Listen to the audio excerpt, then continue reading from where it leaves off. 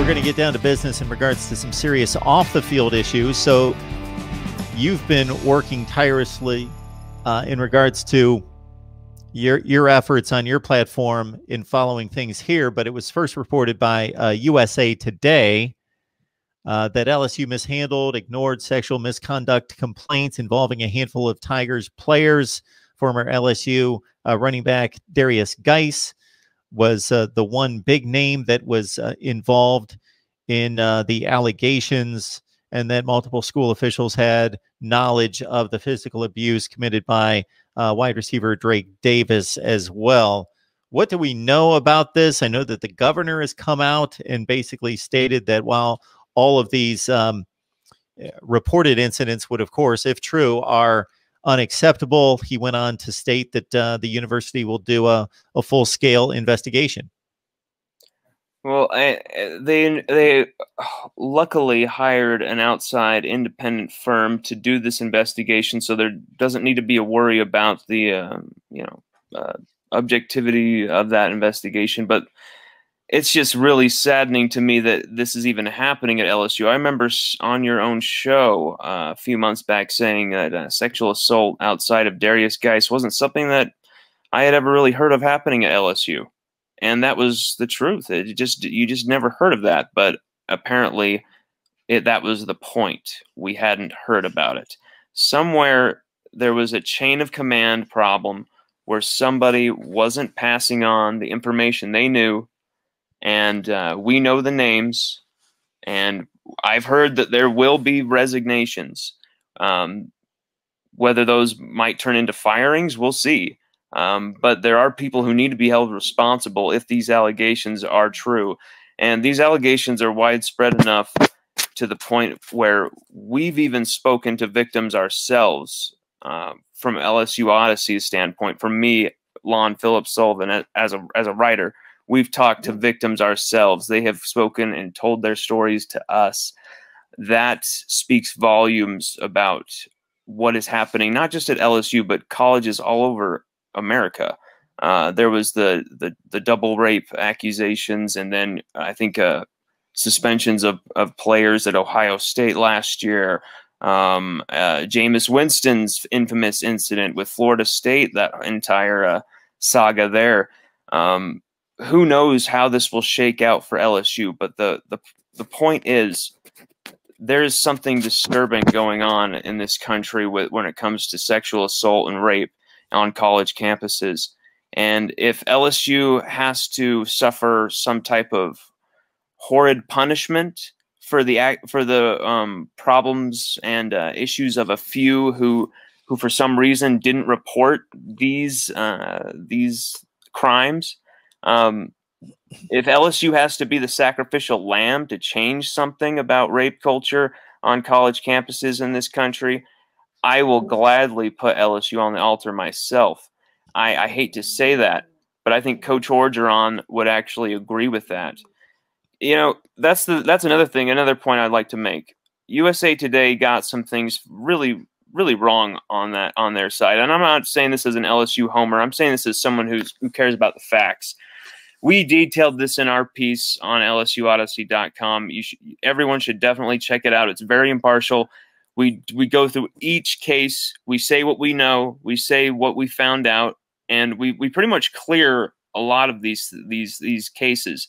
But when it comes to USA Today, not talking about Ed Ingram as that seventh player, they detail 6 players that they talk about, but they don't detail the 7th.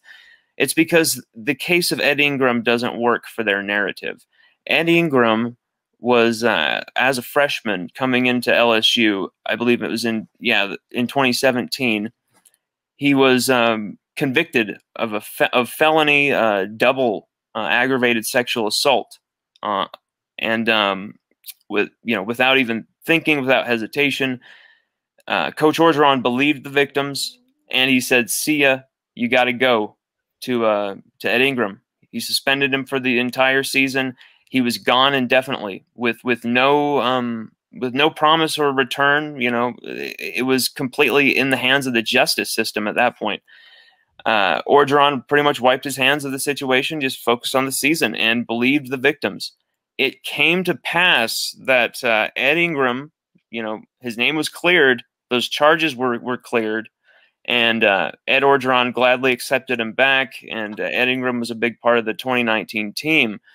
The point I'm trying to make here is I don't think USA Today included that story for a reason. They're trying to say that there's a culture around Coach Ed Orgeron, and I just don't believe that. There's a violent culture around Ed Orgeron at that school.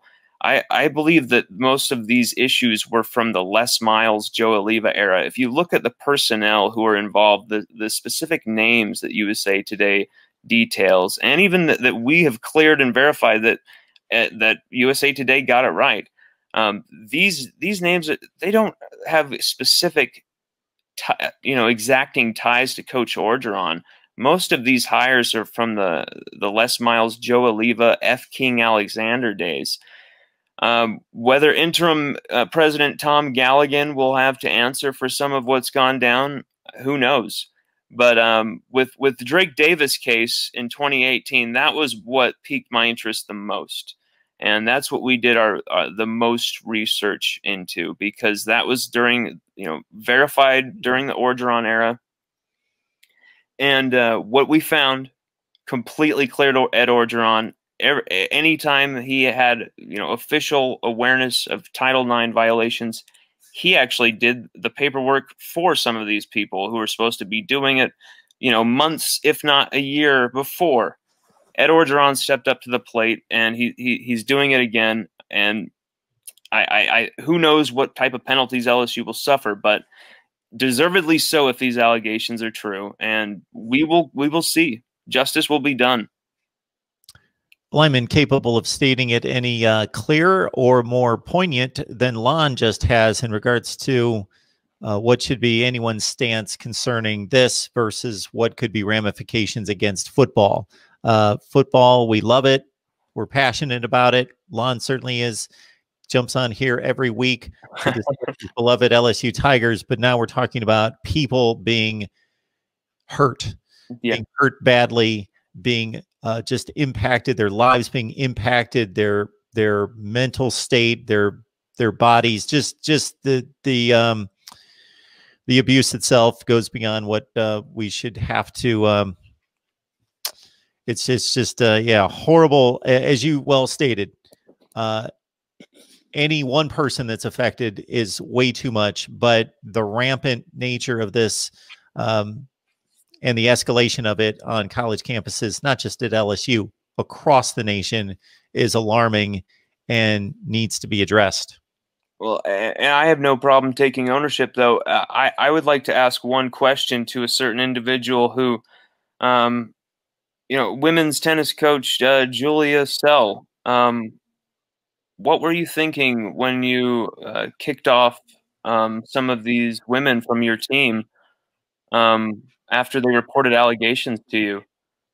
What were you thinking when you're treating these victims like that? I would really love to hear her answer that question. I don't know what her role is in this whole thing. I don't know who was wrong, who was right, but I would just like to know the answer to that question. Lon Philip Sullivan, catch him on LSUodyssey.com. I think we've given you enough insight into what he addresses there from a football standpoint to give you motivation and incentive to head on over there. But certainly when we deal with the more weighty issues, Lon is doing his due diligence to cover that to the fullest. Lon, we appreciate you stopping by. Have a great Thanksgiving, and we will catch up with you soon. Hey, happy Thanksgiving to you too, Mark. 38-26, LSU's going to win. Go Tigers. Sorry, Jimbo.